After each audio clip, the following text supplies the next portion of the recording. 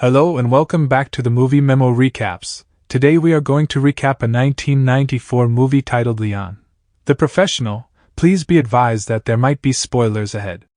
The opening scene introduces us to Leon, an Italian hitman who lives in New York City's Little Italy neighborhood.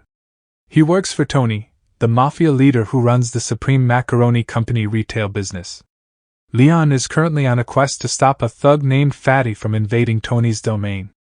In the following scene, Leon tracks down Fatty at a hotel, where he forces a receptionist to warn Fatty of his arrival.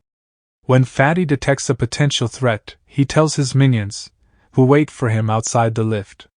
As soon as the lift door opens, they start fire, only to discover that they had shot one of their own. Following that, the henchmen disperse in pursuit of the assassin. Chaos ensues, and Leon, a professional fighter, dispatches the thugs one after another. He eventually locks Fatty in a room and kills the surviving henchman.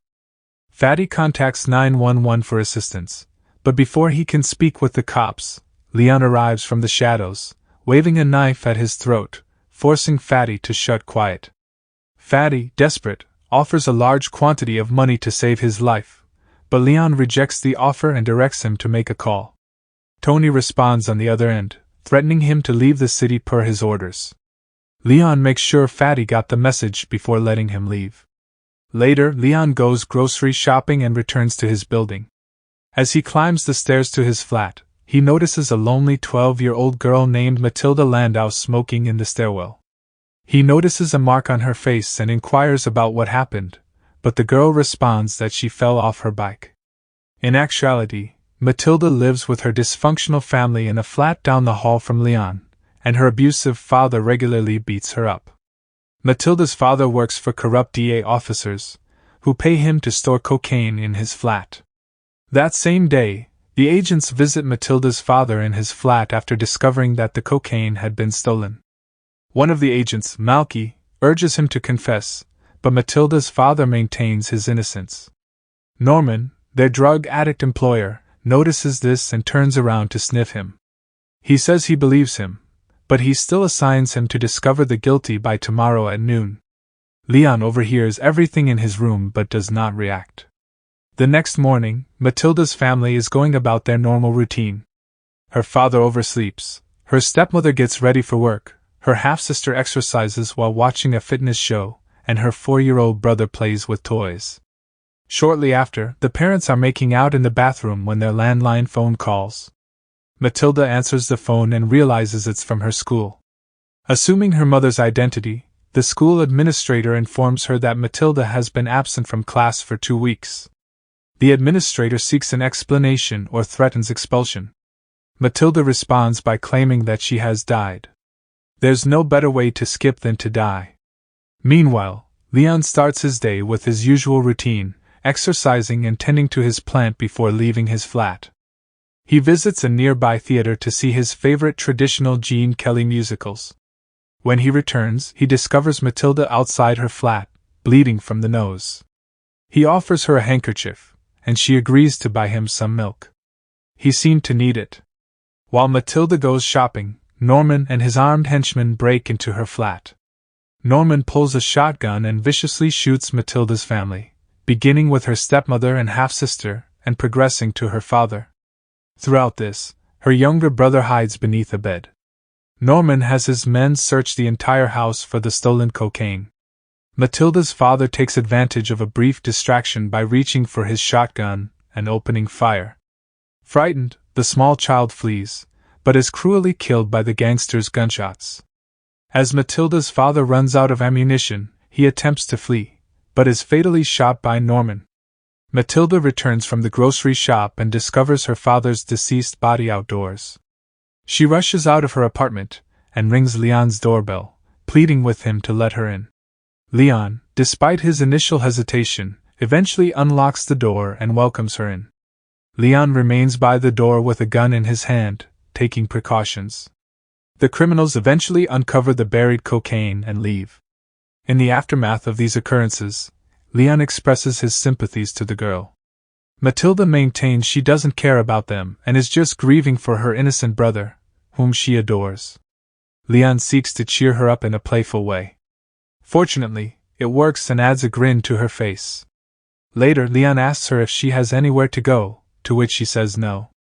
Matilda soon finds Leon's vocation as a hitman, and she begs him to take care of her and teach her his talents so that she might avenge her brother's murder. In exchange, she offers her services as a maid and teacher, as Leon appears to be illiterate. He brushes her off, telling her to go to sleep. He has no idea what the term illiterate implies. The following morning, Matilda makes the same offer again, but Leon declines, claiming that fighting is not a suitable vocation for a girl. Matilda responds by shooting down some pigeons with one of his firearms, which shocks Leon. This act eventually persuades Leon, who offers to train her. Later that day, the two leave their flat and check into a hotel. When they arrive, the receptionist asks Leon to complete a form. Knowing that he is unable to read or write, Matilda offers to do so on his behalf. Starting the next day, Leon begins training the girl. At first, he shows her how to use a rifle, highlighting its value in keeping distance from the target. He then takes her to a roof and assists her in finding the appropriate posture. He advises her to hit anybody she wants as practice because the gun is merely loaded with paintballs. Matilda follows his advice and shoots a jogger, and her first try is successful. As part of the training, Leon gives Matilda physical exercises like crunches and urges her to drink milk, despite her reservations. In exchange for the instruction, Matilda runs errands for Leon, cleans his room, and teaches him to read and write. Throughout this, Matilda watches Leon taking special care of his plants. As a result, she comments on his fondness for the plants, to which Leon says that it's like his best friend because it doesn't ask questions and lacks roots, much like him. Matilda says that if he truly cares about it, he should put it in a park and let it grow. As the days pass, the two of them grow to appreciate each other's company, finally forming an emotional attachment. Matilda gradually comes to admire Leon and develops romantic feelings for him. She frequently shows her affection for him, but he does not respond. Later, Leon goes to see Tony, who has kept all of his earnings throughout the years. Leon was illiterate and didn't want to deal with it, but now he appears to need it. Tony suspects he now has a woman in his life and cautions him to be cautious. He also assures Leon that his money is safe with him and encourages him to ask for everything he requires. Before leaving, Tony assigns him to a new task, which Leon accepts. Meanwhile, in the hotel, Matilda speaks with the receptionist and claims that Leon is not her father, but rather her lover, which surprises the man. The next day, Leon departs for his mission, while Matilda returns to her old restricted flat. However, she slips inside and gathers some of her belongings. She also finds a large sum of cash that her father had concealed in a secret location. Just then, she hears someone enter the flat and immediately hides herself. It turns out to be Norman and two senior investigators. The cops ask Norman about the incident, and he claims self-defense. After a brief debate, the detectives leave, and Matilda follows Norman in a taxi. It doesn't take her long to realize Norman is a DA agent. Later that day, Matilda is watching cartoons when Leon appears with blood oozing from his arm. Before he can take a shower, the receptionist knocks on the door and forces them to leave the hotel. Following that, the two go into another hotel, where Leon showers and has a wound stitched in his chest. Matilda then offers him money and requests that Leon execute her brother's killers. However, Leon refuses to do the job and does not allow her to do it, claiming that revenge is bad. He says that murder has an irreversible impact on one's life. In order to illustrate her point, Matilda proposes a game of Russian roulette, with the proviso that if she wins, she gets to do the deed. Leon predicts that she will lose because he has already heard the round in the cannon. Despite this, the girl pulls the trigger, but Leon manages to push the weapon away at the last minute. Following the incident, Leon takes Matilda to Tony and demands that the mafia boss hire her. Tony is plainly concerned because she is only a child, but Leon convinces him to give her a chance. Following this, Leon leads Matilda on their first assignment. They approach the target's chamber, and Matilda persuades him to open the door. Leon breaks through the chain once the man unlocks the door. After conducting a thorough check, Leon asks the man to stand motionless. He proceeds to teach Matilda correct aim and allows her to shoot the man with paintballs. Leon shoots the man after a brief training session before leaving. From that point on, Leon and Matilda collaborate and use the same strategy to remove multiple targets in succession. However, one day, Leon hears a target prepping a firearm inside and hastily drags Matilda to safety, avoiding potential danger. He advises her that they should employ a grenade in such a situation. He then throws the grenade inside, destroying the flat. When Leon visits Tony for the first time, he appears nervous.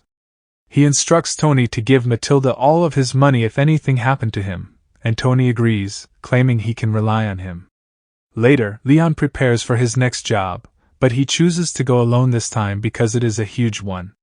While he is abroad, Matilda stays at home, tending to a plant, watching television, and plotting retribution. After some contemplation, she chooses to carry out her revenge task alone. Following that, she packs a backpack with guns from Leon's collection and sets off to kill Norman. She bluffs her way into the DA office, masquerading as a delivery girl, and slowly moves to the gentleman's lavatory. Norman ambushes her and instructs her to drop the bag. He questions her about the sender, and she responds that she is acting on her own to avenge her brother's death. Their talk is unexpectedly interrupted by one of Norman's henchmen, who delivers disturbing news about his friend Malky's death. Leon was ultimately responsible for his death. Disturbed by this revelation, Norman instructs his men to escort Matilda to his office for the time being. When Leon returns to his flat, he discovers a message from Matilda detailing her plans. Concerned for Matilda's safety, he goes to the DA office and rescues her, killing 2 of Norman's men in the process. The following night, Matilda attempts to woo Leon, but he rejects her because she is 12 years old. Instead, he tells his personal narrative of how he became a hitman. Leon, at 18, fell in love with a girl from a wealthy family in Italy, despite the fact that his family was destitute. The two planned to elope, but when the girl's father discovered them, he killed her in wrath. Leon murdered her father in vengeance and fled to New York, where he met Tony and began working for him. In the evening, Norman and his guys pay Tony a call. He vents his wrath as an Italian hitman who has gone rogue and is murdering his colleagues. He badly wants to see the hitman and asks Tony about his location. Tony, who has his family apprehended, ends up disclosing the location. The next morning, Matilda is coming from the grocery store, most likely carrying milk, when she is apprehended by an NYPD ESC unit dispatched by Norman. They kidnap her and ask if she knows any codes to break into Leon's flat.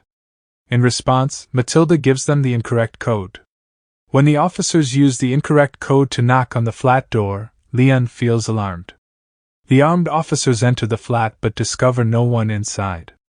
Leon, who is hiding just above the entryway in a great stance, closes the door and kills them. When Norman learns of this, he summons additional support and surrounds the entire building. Despite the overwhelming odds, Leon continues to take out the officers. Eventually, he takes a cop hostage and frees Matilda from their custody. As they return to the flat, Leon smashes a hole in an air shaft, allowing Matilda to escape quickly. Matilda is first hesitant to go without him, but he assures her that he will meet her at Tony's apartment in an hour. He ultimately declares his love for her, although platonically because she is 12, before letting her go. Moments later, the ESU crew destroys the flat before bursting in. In the mayhem that ensues, Leon disguises himself as a wounded ESU officer and escapes the flat. Except for Norman, no one notices him. As Leon walks out of the hotel lobby, Norman pursues him and shoots him from behind. Unfortunately, this becomes fatal. With his final breath, Leon presses a grenade pin into Norman's palm, claiming it is from Matilda. Norman opens Leon's vest, only to discover a cluster of bombs that detonate instantaneously, killing him. In the aftermath, Matilda approaches Tony and attempts to persuade him to hire her as a killer. However, the latter has bluntly refused to recruit a 12-year-old girl. As promised to Leon, Tony offers her a $100 allowance and sends her back to school. Fortunately, the headmistress reinstates her when Matilda explains what happened. In the final scene, Matilda walks onto a field near the school and plants Leon's favorite houseplant, allowing it to thrive. Thanks for watching. If you are new, don't forget to subscribe for more of these recaps. Until next time, have a nice day.